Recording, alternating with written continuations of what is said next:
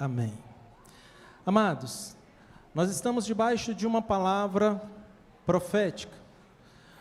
No ano de 2026, nós estamos debaixo de uma palavra em que nós vamos viver o sobrenatural do Senhor. E assim como Elias, ele antes de receber o sobrenatural do Senhor, ele edificou um altar, ele consertou o altar com 12 pedras. Nós também, como um ato profético, durante esse ano de 2026, nós vamos viver cada mês como uma virtude, com um tema virtude.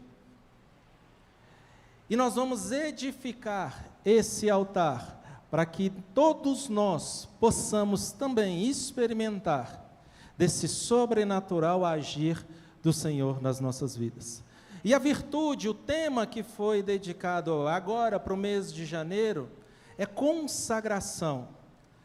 As nossas canções falam de consagração, as nossas ministrações vão falar de consagração.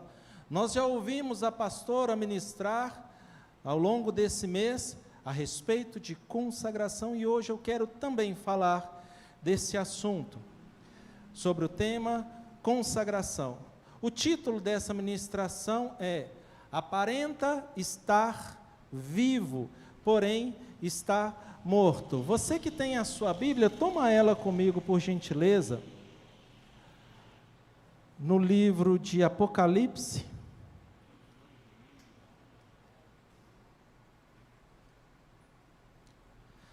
capítulo 3, versículo 1 e 2. Diz assim: ao anjo da igreja de Sardes, escreve o seguinte: esta é a mensagem daquele que tem os 7 Espíritos de Deus e as 7 estrelas. Eu sei o que vocês estão fazendo. Vocês dizem que estão vivos, mas de fato estão mortos. Acordem, fortaleçam aquilo que ainda está vivo, antes que morra completamente, pois sei que o que vocês fizeram não está de acordo com aquilo que o meu Deus exige. Feche os olhos, vamos falar com o nosso Senhor. Pai, nós estamos diante da sua palavra e te pedimos que o Senhor fale conosco. Nós já adoramos ao Senhor através dos nossos cânticos, das nossas vidas, através da nossa manifestação, mas agora nós queremos que o Senhor se manifeste através da tua palavra e fale conosco. Traga, Senhor, a Deus, nesta noite uma palavra rema. Transforme, Senhor, a Deus, a letra, para que nós possamos sair daqui hoje mais apaixonados pelo Senhor, desafiados a uma mudança de vida. Nós colocamos nas tuas mãos, ó Pai, tudo aquilo que deixamos para fora da igreja, nossas famílias, nossos bens, patrimônios. Talvez alguém que esteja doente, talvez alguém que esteja encarcerado, talvez algum problema, uma situação nós deixamos para lá. Nós colocamos nas tuas mãos, Senhor, ó Pai, cada um daquilo que é nosso. Porque nesse momento nós queremos dedicar a nossa vida, a nossa mente, à tua palavra. Fale conosco, nós ministramos anjos lá, porque aqui nós queremos ouvir a sua voz. Quero também colocar nas tuas mãos a vida dos nossos pastores, onde quer que eles estiverem agora, que o Senhor possa estar com eles, guardando, abençoando, protegendo, em o nome de Jesus. Crendo que a nossa oração foi respondida, nós te agradecemos, em nome de Jesus, amém. Meu amado, eu quero dividir essa palavra em 2 partes. Nós vamos falar sobre a igreja de Sardes, a mensagem que Jesus entregou para a igreja de Sardes, mas eu quero dividir ela em 2 partes. A primeira, eu vou falar uma linha histórica, um contexto, para até quando chegou nesse texto. Então eu vou falar uma linha histórica, desde o nascimento de Jesus até o ano que foi redigida esta carta, e depois eu vou falar propriamente de Sardes e da mensagem que o Senhor tem para nos dar nessa noite. Amém? Linha do tempo. Essa palavra, ela foi escrita por João, o discípulo de Jesus, no ano 95. Os primeiros anos de Cristo, nós não temos muita informação na Bíblia. É muito pouco a informação que nós temos na Bíblia nos primeiros anos. O que nós temos é que Maria concebeu Jesus através do Espírito Santo. Por volta de 9 meses, eles tiveram que sair da cidade de Nazaré, se dirigir até a cidade de Belém, para poder fazer um recenseamento, uma obrigação que eles tinham naquela época. De repente, Jesus nasce, não havia hotéis, Jesus nasce numa manjedoura, e só isso que nós temos de texto falando da história de Jesus, no início dele, no início da vida de Jesus. Lucas vai dizer um fato ocorrido na vida de Jesus com 12 anos. De novo, eles estavam lá em Nazaré, na região da Galileia. Eu não sei se você sabe, Galileia era uma região. Às vezes a gente ouve assim, Jesus o Galileu, ou Jesus da Galileia. É que Galileia era uma região, na verdade ela era uma província do Império Romano. E dentro da Galileia estava a cidade de Nazaré, porque também a gente às vezes ouve falar Jesus o Nazareno, ou Jesus de Nazaré. Então quando fala Jesus de Nazaré, está falando da cidade. Quando fala Jesus o Galileu, está falando da região, da província. Então os pais dele saíram de lá de Nazaré e se dirigiram até Jerusalém, porque era comum todos os anos eles fazerem essa peregrinação para poder festejar, celebrar a festa de Páscoa em Jerusalém. E a Bíblia, Lucas vai contar que eles foram, os pais saíram de Nazaré, foram até Jerusalém, prestaram o culto ao Senhor e voltaram. E quando voltaram, a caminho de um dia, eles já tinham caminhado um dia, lembraram, cadê Jesus? Não acharam Jesus. E aí voltaram para Jerusalém, e quando chegou a Jerusalém, achou Jesus conversando com os doutores da lei no templo, e os doutores admirados pela sabedoria que Jesus tinha. Fora esses dois fatos, nós não temos mais relato de Jesus antes dos 30 anos. Jesus volta à história, volta ao cenário da Bíblia com 30 anos de idade. Ele viveu 3 anos aqui na terra, e aí sim, quase que a totalidade dos evangelhos que nós temos, Mateus, Marcos, Lucas, João e o início de Atos, vai falar desses 3 anos de ministério de Jesus. Então, todo o início do Novo Testamento se concentra nessa parte. E aqui, a partir dos 30 anos, nós vemos Jesus se batizando no Rio Jordão. 30 anos era a idade em que o sacerdote, segundo a lei de Moisés, poderia iniciar o seu ministério. Jesus, ele é o nosso sumo sacerdote, aos 30 anos ele iniciou. E ele começa a história se batizando, se apresentando a João Batista para se batizar no Rio Jordão. Jesus não tinha pecado, não era necessário para efeitos de perdão de pecado que ele se batizasse, mas assim como foi derramado sobre Arão a unção, o óleo da sacerdotal, legalizando ele, legitimando ele para assumir o ministério, Jesus então desce as águas e assume aquele passo profético para iniciar o ministério dele, sacerdotal. E durante esses 3 anos, Jesus ele opera maravilhas, ele expulsa demônios, ele ressuscita morto, ele prega a palavra, ele ensina para nós o caminho do Senhor. Ele é traído, ele é capturado, ele é julgado, condenado, morto, mas ao 3º dia ele ressuscita e expõe publicamente todos os principados e potestades, e aquela cédula que era contra nós, ele rasgou e nos deu o caminho de acesso livre até o Pai. Esse foi o ministério de Cristo aqui na terra. Lucas diz que Jesus, ele ficou mais ou menos 40 dias aqui na terra, depois de ressurreto. E o apóstolo Paulo diz que nesses 40 dias, ele apareceu para mais ou menos 500 pessoas. Depois disso, Jesus então sobe aos céus, mas ele diz para os discípulos, olha, não façam nada, até que do céu desça sobre vós o Espírito Santo. Quando chega no ano 33, os discípulos estavam reunidos num templo, reunidos numa casa, reunidos numa sala, adorando. E era o dia de Pentecostes. Pentecostes era uma festa que acontecia 50 dias depois da Páscoa. Jesus, ele foi preso na Páscoa. 50 dias depois, se comemorava a festa de Pentecostes. A palavra Pentecostes em grego significa 50º, ou seja, 50. E a festa da Páscoa celebrava a libertação do povo da escravidão. Enquanto o Pentecostes representava, simbolizava, celebrava os primeiros frutos apresentados ao Senhor. Com a descida do Espírito Santo, profeticamente, no dia da festa de Pentecostes, isto nos mostrava que o Espírito Santo é aquele que iria apresentar ao mundo, apresentar às gerações, apresentar às nações, aqueles que foram libertos lá atrás e que agora estão preparados para ir e fazer novos frutos e multiplicar novos discípulos. Quando entra no ano 35 depois de Cristo, entra na história um homem chamado Paulo. Imagino que você já deva ter ouvido falar sobre Paulo. Paulo não foi discípulo de Jesus, ele não caminhou com Jesus. Mas Paulo, ele foi chamado pelo próprio Cristo a ser um dos discípulos.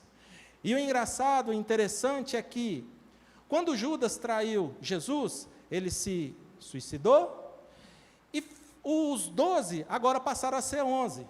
E eles tiraram sorte para escolher quem é que ia substituir Judas. E a sorte caiu para um homem que se chama Matias. E você só vai ouvir esse nome, essa palavra, Matias, uma única vez na palavra.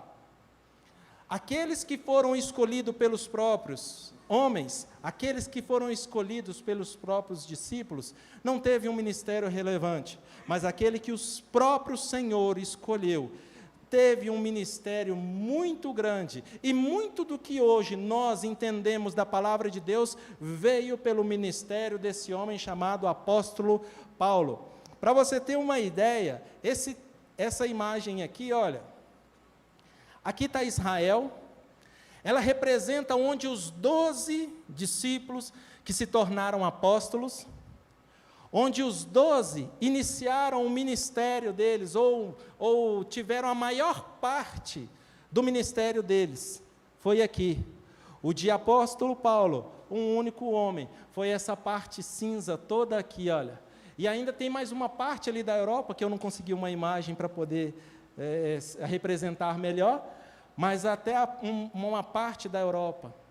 O apóstolo Paulo, ele evangelizou, ele pregou por todo esse local.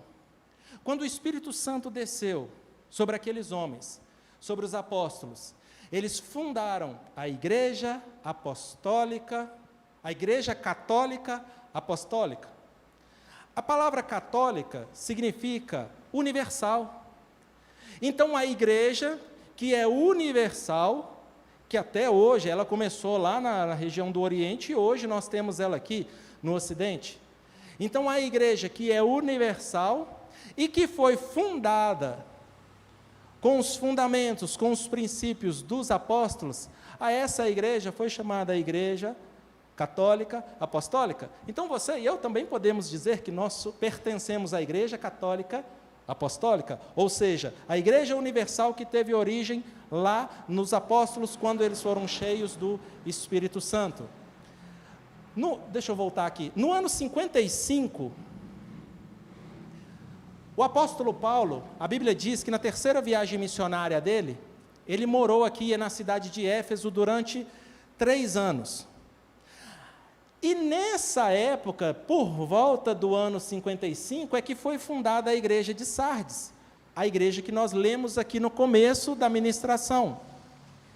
A igreja de Sardes, então, é fundada mais ou menos no ano 55 depois de Cristo. Na Bíblia, você não vai ver Paulo indo lá, nenhum relato falando que Paulo esteve aqui em Sardes. Mas nós sabemos que Paulo habitou aqui em Éfeso. E Lucas, ele diz que através do ministério apostólico de Paulo, toda a Ásia ouviu falar de Jesus. Então nós podemos crer que Sardes também veio a existir através do ministério de Paulo. Lembra, no ano 55, daqui a pouco nós vamos falar sobre isso. Quando chega no ano 60, 62, o apóstolo Paulo morre. Os outros discípulos também morrem, todos eles morrem, só resta um, João. João morava em Jerusalém. João foi o último discípulo.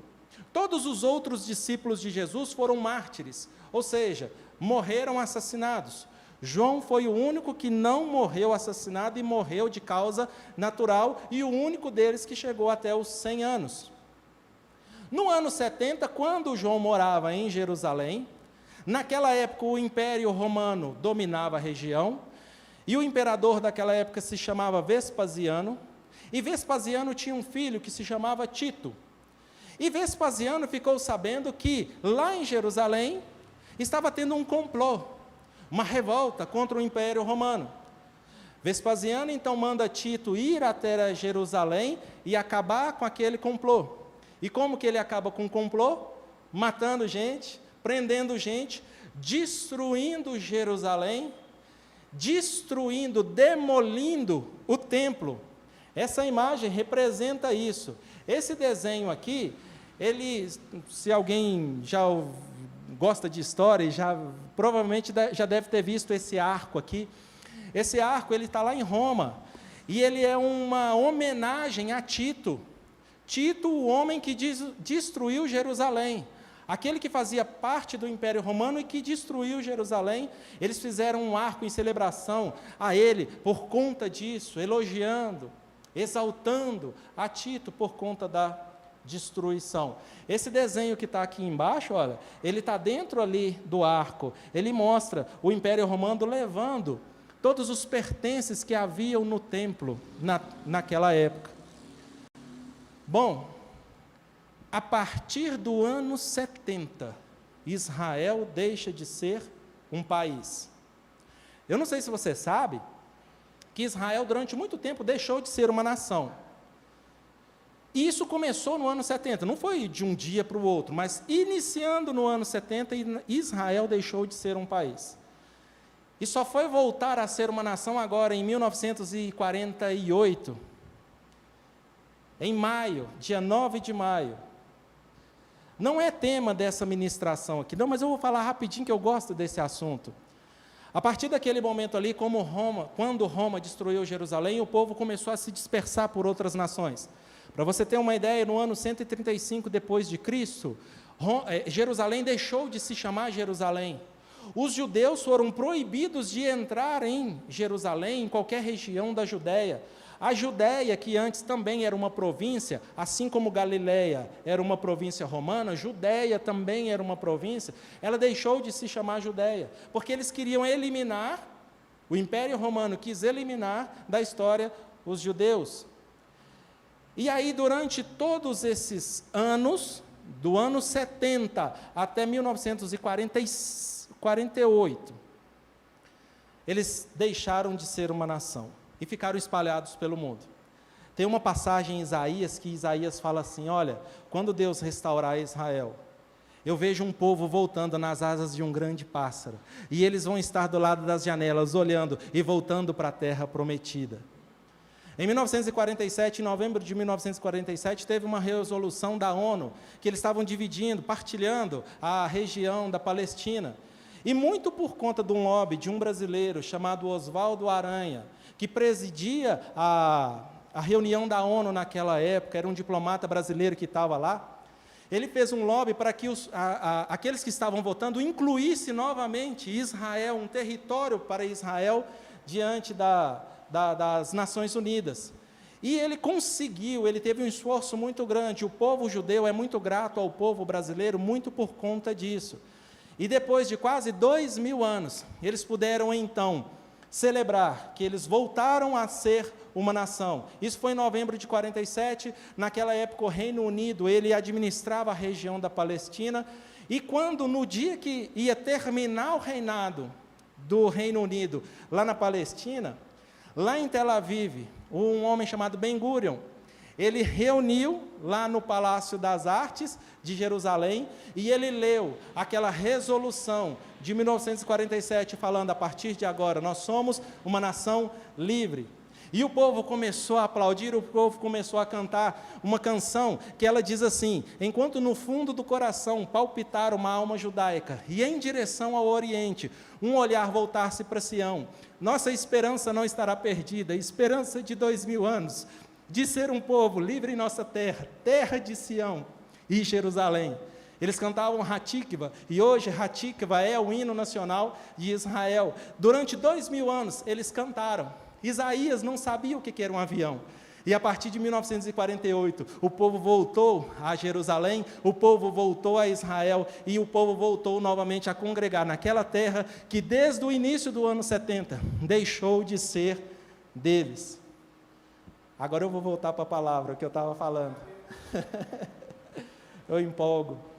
A história de Israel ela é muito linda, e quanto mais a gente lê e estuda, mais a gente se convence do tamanho do poder do Deus que nós temos. A partir desse período do ano 70, eles tiraram as coisas de Jerusalém e levaram para Roma. Nos primeiros séculos, até o século 300, o Império Romano era um império muito pagão, era um império que perseguia muitos cristãos. Mas a partir do ano 300, principalmente por Constantino, dá início então ao período chamado bizantino. E aí o imperador romano então se converte ao cristianismo. E ele passa a favorecer e apoiar o cristianismo. Porém, já não existia mais Israel, já não existia mais Jerusalém. Muitos usos e costumes do Império Romano foram introduzidos no novo cristianismo. Não se tinha, por exemplo, o conceito de purgatório em Jerusalém, mas a partir de Roma deu-se início a esse conceito de purgatório. Não se tinha um conceito, por exemplo, de beatificação e intercessão dos santos, coisa que Roma introduziu. O dia de descanso em Jerusalém era o sábado, foi trocado pelo domingo. Talvez o impacto maior que teve da mudança de Roma foi o início do papado. Não se existia papa em Jerusalém, mas em Roma sim. E aí então iniciou-se a Igreja Católica Apostólica Romana. Essa é a diferença entre nós e os nossos irmãos, que hoje recebem o nome de católico, né? Que nós cremos no Cristo, ou vivemos um cristianismo que está mais alinhado com Jerusalém. Mas se nós formos olhar e sentarmos com os nossos irmãos, nós vamos ver que nós temos mais convergência do que divergência. Infelizmente, a religião acaba nos separando, colocando uns contra os outros. Mas o certo é que Cristo, o ressurreto, que veio, nos libertou e enviou o Espírito Santo para nos salvar, Ele sim nos une e nos torna um só. E quando o Senhor nos chamar, não vai ter essa ou aquela placa de igreja, esse ou aquela religião. O que vai subir são aqueles que entregaram a sua vida a Cristo, aceitaram ao Senhor Jesus como o único suficiente Salvador, e dedicaram a sua força, e dedicaram a sua essência a Ele. Quando entra então no ano 95, lá no ano 70, por conta da perseguição, João muda para Éfeso. Aqui, ó. João então muda para a cidade de Éfeso. E na cidade de Éfeso, então, ele continua o trabalho de pastoreio de todas as igrejas que Paulo fundou na região da Ásia. Quando eu digo região da Ásia, eu não estou falando desse continente aqui não. Hoje esse aqui é o continente asiático. Esse espaço todo aqui que a gente está vendo é a Turquia, hoje. Antes, aqui assim, ó, mais ou menos nessa região, existia uma outra província de Roma, que se chamava Ásia. Então, essa província, dentro dessa província asiática, o apóstolo Paulo fundou todas essas igrejas aqui. João, então, muda para aqui, fugindo da perseguição de Tito. Vespasiano morre, Tito assume o império. Tito morre, o irmão dele, Dominiano, assume o Império Romano. Só que Dominiano foi um homem muito perverso, E ele exigia que as pessoas chamassem ele de Senhor. E João dizia: só existe um Senhor, Jesus é o Senhor. E ele não aceitou chamar Dominiano de Senhor. Só que, diferente dos outros discípulos que morreram, que eram encarados como rebeldes, um senhor de idade, beirando 100 anos agora, Dominiano não achou por bem matar ele. Dominiano então manda ele sair de Éfeso e vai para a ilha de Patmos, ficar exilado. Isso por volta do ano 95. João está aqui, exilado. E se você pegar a sua Bíblia, o último livro que tem, o Apocalipse, ele foi escrito todo nesse local aqui, enquanto João estava exilado. E é aqui que entra o texto que nós lemos lá no começo da ministração. Quando João está exilado, ele não tinha celular, não tinha rede social, não existia jornal igual a gente tem hoje, televisão. Então, meio que Roma estava calando a voz profética de João aqui na Ásia. Mas quem pode parar a igreja? Não é a doença, não é a prisão, não são as nossas dificuldades, não é a nossa deficiência, não é a nossa inteligência, não é nada pode parar a obra do Senhor. Enquanto João estava preso aqui, o Espírito do Senhor estava visitando as igrejas, ele estava trazendo palavra, ele estava trazendo cura, ele estava trazendo libertação. Depois de uma visita em cada uma das igrejas da Ásia, o Espírito do Senhor vai até Patmos, encontra João e diz: João, pega um papel, pega uma caneta, eu vou ditar uma carta para você escrever para cada uma daquelas igrejas que estão ali. E se você pegar o livro de Apocalipse, o livro de Apocalipse começa com essas 7 cartas que João escreveu às igrejas da Ásia. E a carta que nós lemos foi a carta que ele escreveu a Sardes. Então aqui eu encerro essa primeira parte de conhecimento histórico, de contextualização do livro que nós lemos, do texto que nós acabamos de ler. Sardes era uma igreja rica. Pode ser que talvez você nunca tenha ouvido falar na cidade de Sardes. Mas se você depois, lá na sua casa, procurar no Google, você vai ver que ela faz parte da nossa vida, muito intimamente. Sardes foi a primeira cidade no mundo a fazer uma alcunha na moeda, uma alcunha na prata. Eles inventaram a moeda. Se hoje nós temos uma moeda, é graças a Sardes. Isto foi em 600 anos antes de Cristo, há muito tempo atrás. Sardes, então, ele desenvolveu a moeda. E isso trouxe uma riqueza muito grande para Sardes. Esse rio aqui, tinha um rio que passava dentro de Sardes, que se chamava Pactolo. Esse rio era riquíssimo em ouro. Sardes se tornou uma cidade tão rica, ela pertencia ao reino da Lídia, um país que não existe mais. Ela era a capital do reino da Lídia. O rei da Lídia morava em Sardes, e Sardes recebeu um nome muito grande. Na minha cabeça eu imagino Sardes como a Dubai, como os países lá do Oriente Médio, riquíssimo. Sardes se tornou esse país, essa cidade riquíssima de nome. O rei de Sardes foi mundialmente conhecido porque a riqueza que ele tinha era absurda. Hoje a gente pode pensar, por exemplo, como Elon Musk. A riqueza, o primeiro homem a conquistar 3 trilhões de dólares, uma fortuna de 3 trilhões. Eu não consigo nem imaginar o que é isso, 3 trilhões. Talvez aqui alguém que conviveu com os mais antigos, com um avô, com um bisavô, pode talvez ter ouvido ele falar assim: fulano é rico que nem Creso. Não sei se você já ouviu essa palavra.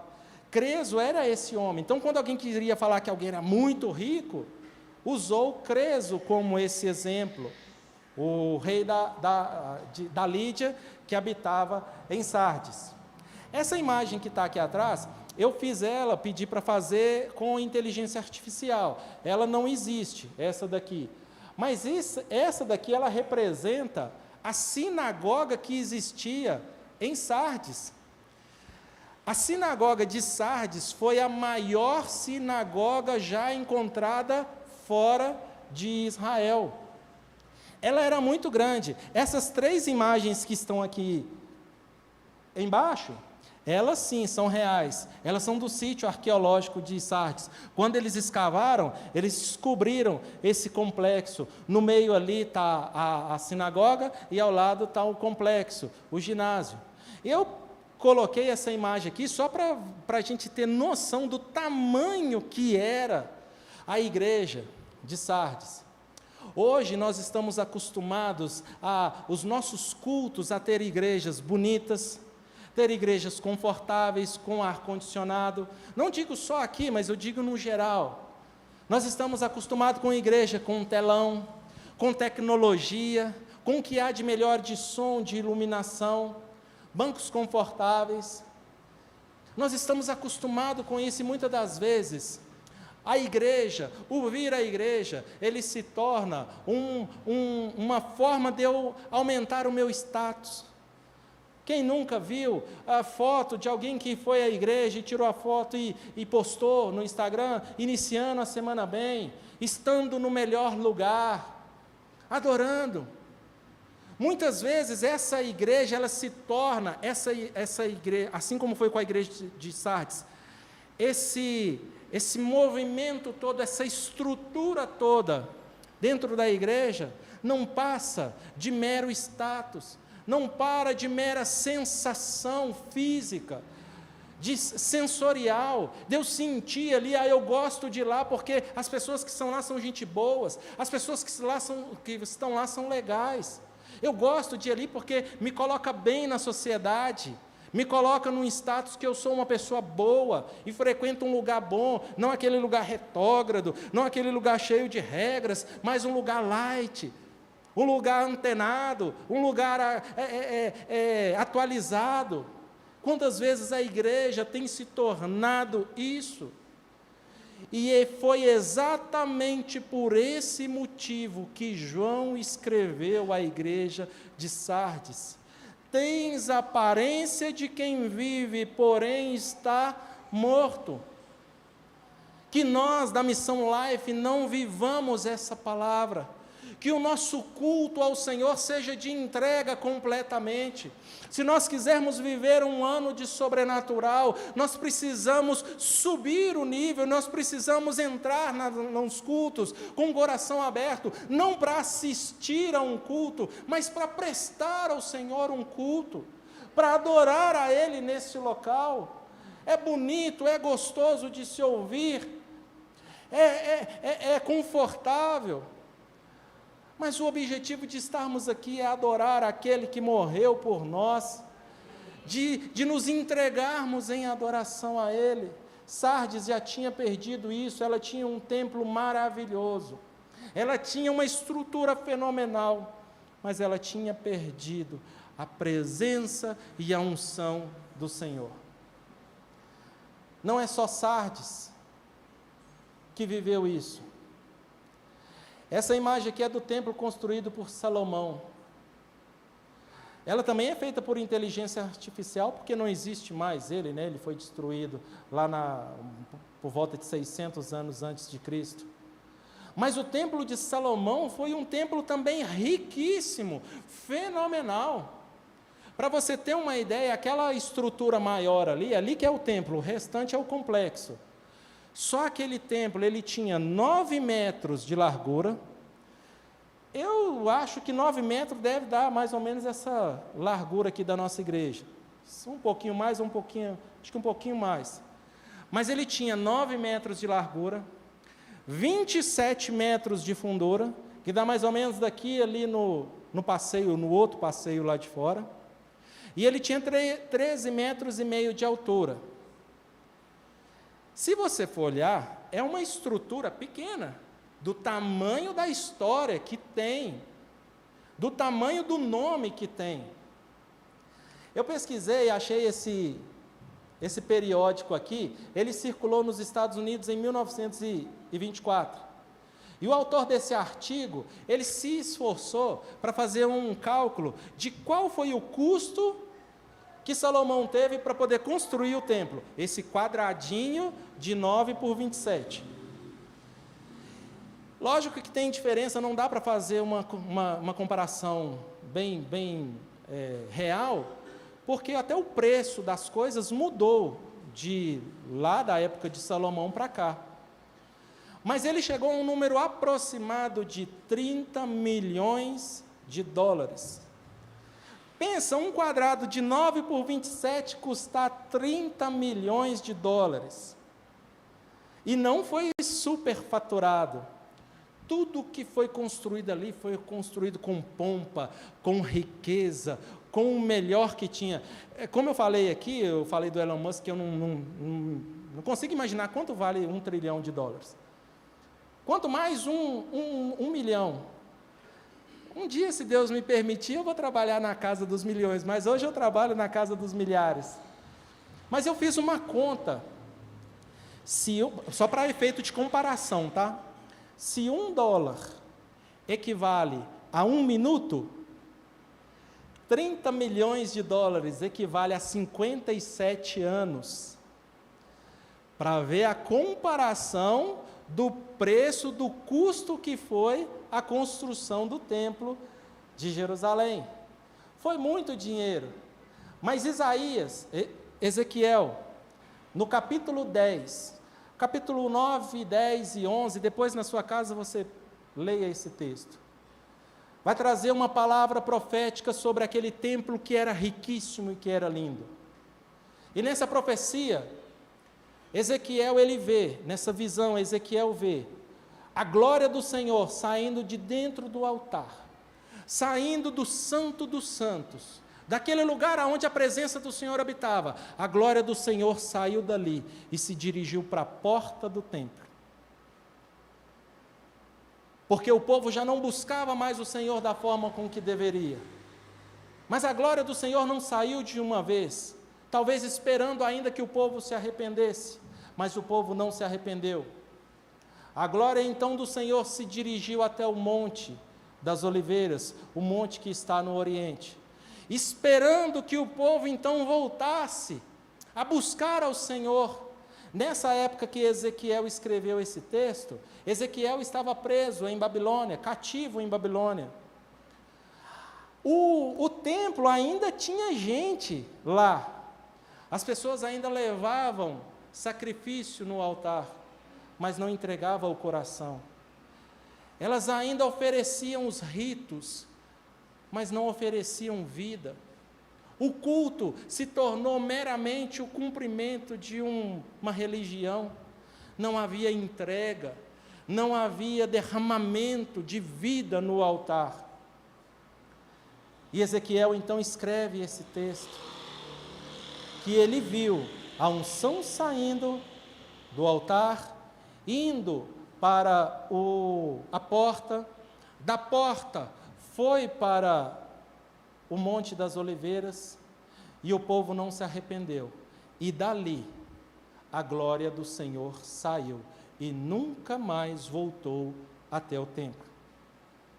Cerca de 6 anos depois que Ezequiel teve essa visão, o templo foi destruído.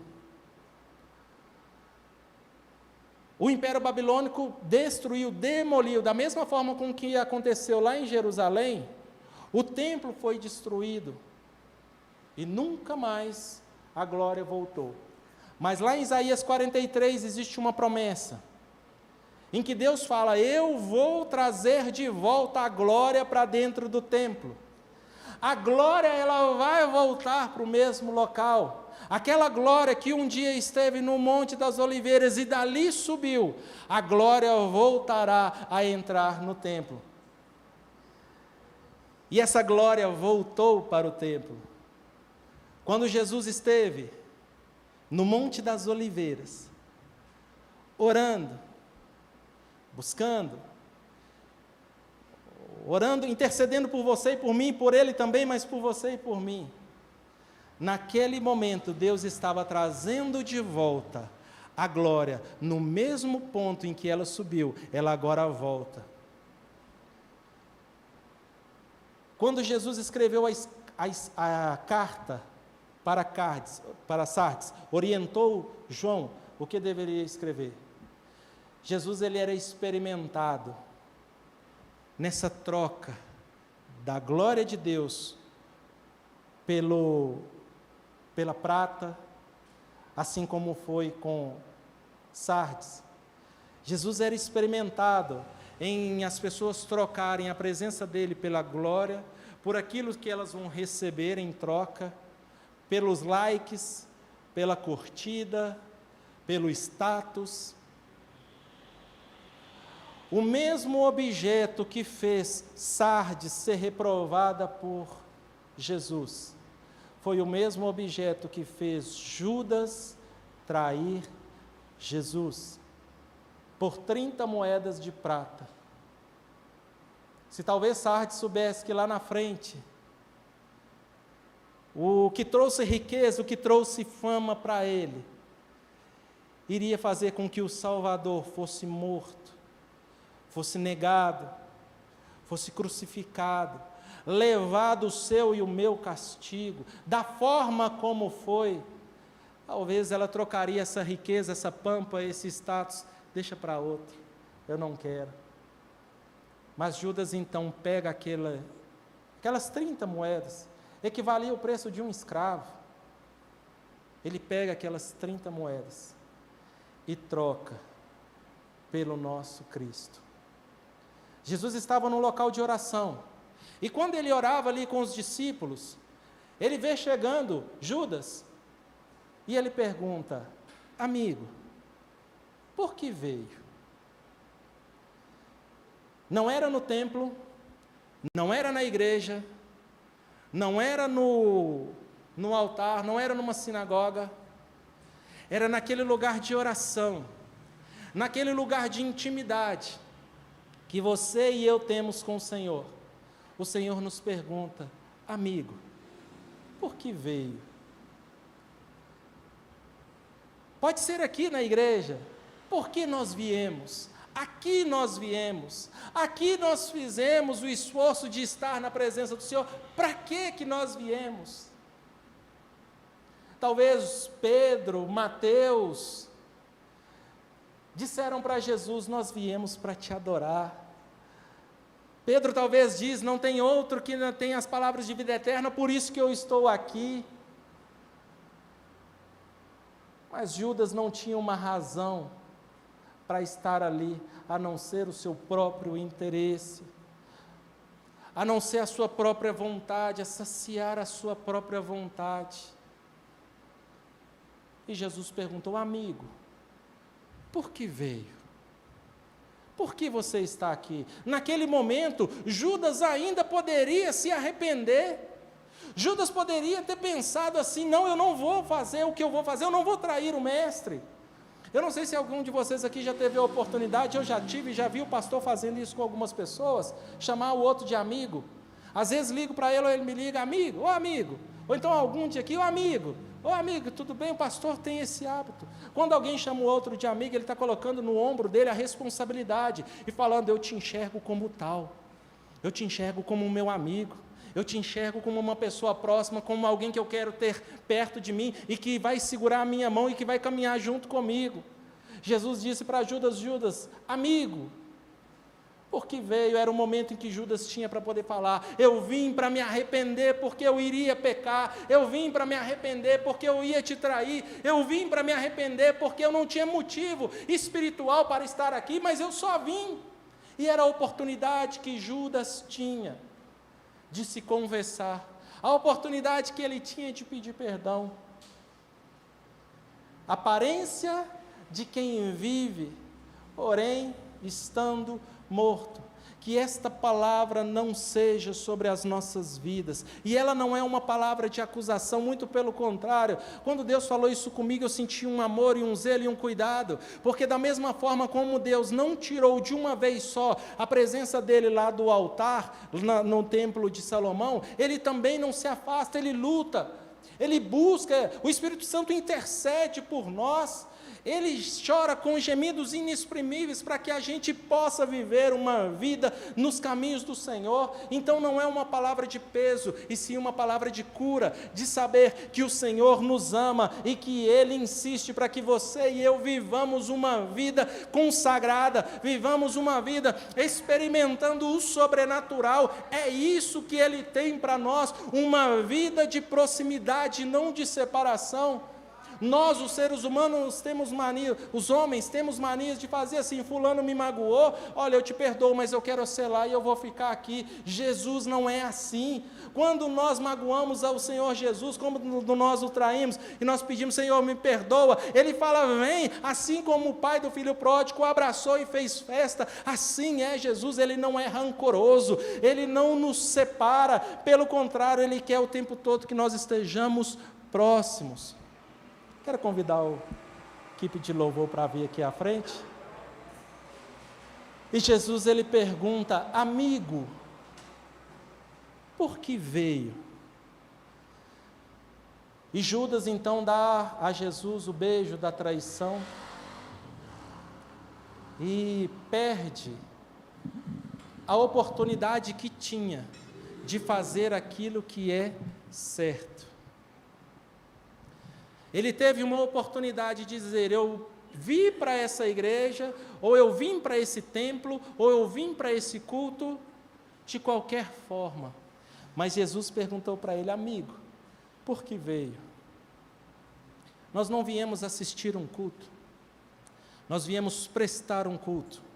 E nós vamos ter uma oportunidade agora de cultuar ao Senhor novamente, de adorar a Ele, de se arrepender, de falar: Senhor, eu me entrego. Pode ser que talvez, durante esse tempo todo agora de ministração, no início do culto, você não conseguiu se entregar a Ele, mas você tem uma oportunidade agora de mostrar a Jesus a que veio,